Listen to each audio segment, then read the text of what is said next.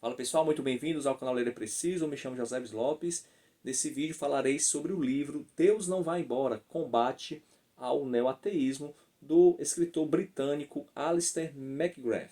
Esse livro foi publicado originalmente em 2011 e traduzido aqui para o português e publicado pela editora Cultura Cristã em 2018 e tem 141 páginas. Esse livro ele vai ser dividido em três partes, onde a primeira parte chama-se O que é o neoateísmo. Aqui, McGrath ele vai primeiramente mostrar, dizer que o termo neoateísmo ele foi usado pela primeira vez pelo autor britânico Gary Wolfe em um artigo para a revista Wired. É uma revista para pessoas inteligentes, digamos assim, segundo eles, e foi em 2006 que esse termo foi usado para essas pessoas que eram mais inteligentes, que seculares, né? E muitas delas seguidoras do que estava bem na moda na época, que era esse ateísmo mais, digamos assim, mais fundamentalista, um ateísmo mais beligerante contra a fé. E esse ateísmo, que ele chamou de neoateísmo, ele tinha quatro principais escritores, que são eles, o Sam Harris, com seu livro The End of the Faith, publicado em 2004, e também o Richard Dawkins, com o livro God Delusion, Deus no Delírio, de 2006, Daniel Dennett, Breaking the Spell, um dos seus livros, de 2006 também, e Christopher Hitchens, com um dos livros principais dele, com God is Not Great, Deus Não é Grande, de 2007. E o que McGrath vai perguntar aqui nesse capítulo também, uma pergunta retórica, é: o que há de novo no neoateísmo? Será que o neoateísmo é tão novo assim? McGrath vai dizer que existe sim uma diferença, uma pequena diferença entre o neoateísmo e o ateísmo clássico, digamos assim. Ele não usa o termo clássico, ele usa o termo ateísmo indiferente ou ateísmo apático. Aquele ateísmo que não crê na existência de Deus, mas que também não está muito dando importância se Deus existe ou não, não perde as suas forças, as suas energias para querer convencer as pessoas da não existência de Deus. Esse seria o ateísta apático. Alguns ateístas até entendem que o pensamento religioso, a transcendência é algo importante para a sociedade. Já o neoateísta ele não é tão indiferente assim. Ele é até beligerante, ele defende que Deus não existe, ele crê que Deus não existe. Inclusive, McGrath faz aqui uma diferenciação entre duas frases que parecem uma com a outra. Por exemplo, não crer que Deus existe é diferente de crer que Deus não existe. Tá? Então, o ateísta apático, ele não crê na existência de Deus. Já o neoateísta, ele crê que Deus não existe. Então é muito próximo o neoateísmo do pensamento religioso. Eles defendem e querem convencer as pessoas de que Deus não existe. E aí, do início do século XXI, nos primeiros anos dos anos 2000, da década de 2000, vai surgir muitos fóruns de discussões na internet, né? Onde as ideias vão ser propagadas cada vez mais. Realmente, eu lembro que na época, eu era bem jovem, mas na época foi um boom essas ideias, principalmente do Richard Dawkins, que eu acho que aqui no Brasil foi o escritor que chegou mais forte com os seus livros, né? E realmente só se falava nisso, né? O ateísmo como uma opção realmente para a sociedade e etc. E esse neoateísmo ele é baseado simplesmente em ataques à religião, qualquer tipo, principalmente a religião cristã, já que os autores aqui são do Ocidente e a religião cristã ainda é a maioria lá, né? A segunda parte do livro, a parte 2, é combatendo o neoateísmo. O McGrath ele vai dar algumas ferramentas para se combater as ideias neoateístas e ele vai dividir em três partes. Primeiro, a ideia de que a religião promove a violência. Isso é uma ideia muito defendida pelos neo-ateístas. E o McGrath vai dizer que não é questão da religião defender, surgir a violência das religiões. Apesar de McGrath não negar que realmente a religião, os religiosos, a religião institucionalizada muitas vezes promoveu sim a religião. No entanto, nós temos casos também de estados secularizados, seculares, que também promoveram a violência. Então não é simplesmente tirando a religião da esfera pública, a religião da sociedade, que a violência vai sumir, que o conflito, a intolerância vai sumir. Não, McGrath diz que pode-se tirar a religião, mas aí nós vamos ter outras justificativas para a violência, como por exemplo, o próprio fato de se querer igualdade. Muitas vezes a ideia de defender uma igualdade pode-se surgir a violência. Muitas pessoas justificam a violência porque estão lutando em prol da liberdade, da igualdade. Né? Alguns estados como Coreia do Norte, por exemplo, que são violentos contra os religiosos, ali os países da cortina de ferro do leste europeu do século XX. Né? Então nós temos vários exemplos onde não foi a religião que promoveu a violência, e sim a ausência da religião. A segunda parte é a razão. Eu achei bem interessante isso aqui, que ele vai falar que a razão, né, os neoateístas eles falam muito da razão, que a sociedade ela tem que esquecer as superstições religiosas e viver apenas através da razão. Só que McGrath ele vai defender que a razão tem seus limites, né? Então você não pode querer explicar tudo através da razão. A razão tem seus limites. E eu achei interessante que ele cita aqui um matemático, o Kent Gödel. Deixa eu encontrar aqui a página rapidinho, tá aqui.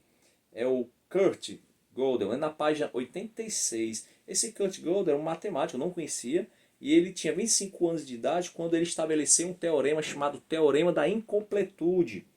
E ele demonstrou o seguinte, ele demonstrou a inabilidade da razão em provar a própria competência. Eu achei fantástico isso aqui. A razão, que digamos seja o ídolo dos neoateístas, ela não tem competência para provar a sua própria competência. Tá? Então, ele fala aqui, um trecho do livro do Teorema do Gödel.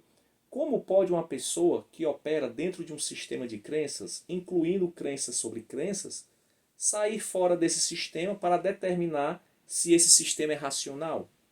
Se todo o sistema se torna infectado de loucura, inclusive as próprias regras com as quais você raciocina, então como você pode inferir seu caminho para fora da loucura? Ou seja, como é que você pode afirmar que a razão, ela, digamos, ela explica tudo, ela é a autoridade máxima, usando a própria razão para isso? E se a razão estiver infectada pela loucura, então você não tem como provar isso, porque todo o sistema estaria louco, digamos assim. Então eu acho bem interessante esse teorema da incompletude, vou até dar uma pesquisada depois com mais detalhes sobre ele. E McGrath continua dizendo que a fé, diferentemente do que os neoateístas defendem, a fé ela não contradiz em hipótese alguma a razão, mas a complementa. Aliás, a complementa não, perdão, mas a transcende. Então existem coisas que estão além da razão. E a fé alcança essas coisas. Não quer dizer que ela contradiz a razão, mas apenas que transcende a razão. E a terceiro combate ao neoateísmo vai ser no campo da ciência. Os neoateístas também defendem que a ciência é a única forma de se explicar as coisas, então tem que estar de acordo com a ciência. Mas a ciência ela é um processo que se desenvolve ao longo dos séculos, um processo humano, obviamente, que descreve formas e processos no mundo. O método científico foi um grande avanço para a humanidade. No entanto, o método científico, a ciência, ela não tem nada a dizer sobre o propósito, sobre o significado das coisas. Então, a ciência ela tem seus limites também, assim como a razão. Então é muito simplista, é muita ingenuidade da parte do ateísta achar que tudo deve ser explicado pela ciência. A terceira parte do livro, e a parte final, é para onde vai o neoateísmo a partir daqui.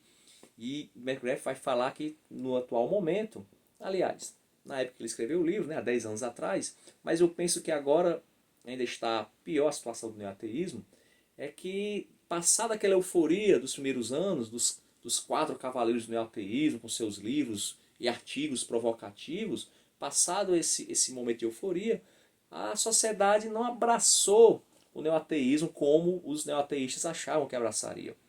A religião continua fazendo parte da esfera pública e até com mais força. Ele cita até aqui a visita do Papa Francisco para a Inglaterra, onde ele diz que as pessoas que receberam bem o Papa Francisco foram em muito maior escala do que aqueles que protestaram. Então você vê ali que a Inglaterra, país assim extremamente secularizado, recebeu um líder religioso, e também um líder político, mas principalmente religioso, e as pessoas, assim, a fé ela insiste em permanecer. Ainda que o Ocidente seja secularizado, como eu falei, mas as pessoas ainda não abraçaram e não abraçarão o neoateísmo. Principalmente porque o neoateísmo, ele é arrogante, ele é aquele ateísmo de contenda, de conflito, muitas vezes irrespeitoso, blasfemador. Então a sociedade ainda ela não está preparada e nunca estará para esse tipo de ateísmo.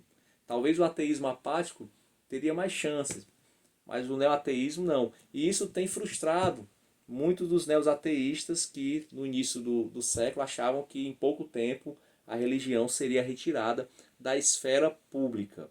Tá? Então a questão é, a raiva neoateísta, será que contra a fé, será que despertou o interesse sobre a questão de Deus? McGrath ele diz que influenciou sim, que muitas pessoas buscaram mais estudos sobre Deus a partir dos livros dos neoateístas. Que o debate nas universidades se tornou mais comum a partir dos 4 cavaleiros do neoateísmo. E no YouTube nós temos muitos desses debates, né? E só o Richard Dawkins parece que fugiu lá do William Craig, né? Não quis ir, mas o Christian Hitchens, eu já vi um debate dele com o Cristão, com John Lennox, com Craig, enfim. Então, esse debate é importante. E McGrath ele diz que isso foi bom. Acabou também que forçou que os apologistas cristãos estudassem mais, tentassem responder alguns questionamentos válidos, né, dos neoateístas. E eu finalizo o vídeo com um questionamento, que é o questionamento que McGrath faz aqui no final. Ele diz que estava numa palestra, quando ao terminar a palestra chega um jovem universitário, que pede um autógrafo a ele, e ele diz que ele leu o livro do McGrath, que é o livro chamado Teologia Cristã, uma introdução, e diz que leu esse livro porque ele tinha lido o livro do Richard Dawkins, Deus um Delírio, e ele achou que para ser justo ele teria que ler um contraponto, um livro cristão. E ele leu o livro cristão, se converteu ao cristianismo e agora era um cristão confesso. E aí ele faz a seguinte pergunta ao Alistair McGrath, e eu repasso para vocês e espero que vocês respondam aqui nos comentários. O que é que vocês acham? Ele pergunta ao McGrath se o livro do Richard Dawkins teria sido um instrumento para a conversão dele. A pergunta, na verdade, era a seguinte: se ele deveria agradecer a Deus por Richard Dawkins em suas orações. Essa é a pergunta que esse jovem faz ao McGrath, já que o livro foi um instrumento para ele conhecer a Cristo. E aí, ele deveria agradecer a Deus pela vida de Richard Dawkins, mesmo ele sendo um proponente do neoateísmo? Agradecer a Deus por Richard Dawkins, porque através dele, ele se converteu? Responda aí o que você acha, porque o McGrath diz o seguinte: ainda estou pensando nisso.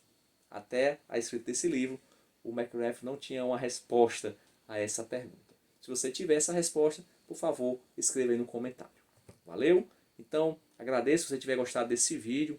Peço que você se inscreva no canal, dê um like no vídeo e aguardo você nos próximos vídeos com mais livros sobre teologia e outros assuntos. Até mais.